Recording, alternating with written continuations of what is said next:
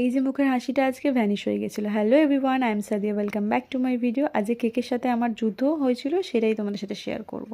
তো দেখতে থাকো। এটা ছিল একটা 2 টায়ারের কেক। নিচের টায়ারের কেকটা আমি ফিনিশিং করে সাইডে রেখে দিয়ে কিছুক্ষণ পর দেখি যে কেকে একটা ক্র্যাক চলে এসছে।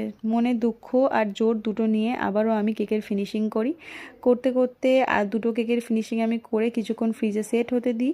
দেওয়ার পর আমি এবার ও একটা কেকের সাথে আরেকটা কেক অ্যাসেম্বল করার সময় চলে আসে। আমার মনটা বলছিল যে কিছু একটা ভুল হবে, আর আমি প্রচণ্ড সিরিয়াস হয়ে গেছিলাম। আমার বোন আমাকে এই জন্য হাসাচ্ছিল, আর এই যে দেখতে পাচ্ছ এখানে আমি ফেক স্মাইল দিচ্ছি। তো মন যেটা বলছিল সেটা আজকে আমার সাথে হয়ে গেছে, প্রমাণ করে দিয়েছে মন যেটা বলে সেটা হয়। আর এই দেখো, এইখানে আবারও আমি একটা গড়বড় করে ফেলেছি। এই অবধি মনে অনেকটা জোর ছিল, তো আমি এটা আবারও ফিনিশিং করি। আর আবারও গন্ডগোলটা কখন হয় জানো? যখন পুরো কেকটা ফিনিশিং হয়ে আমি ফ্রিজে রাখি তখন। এই যে কেকের ডেকোরেশনটা নেক্সট ভিডিওতে শেয়ার করব তোমাদের সাথে।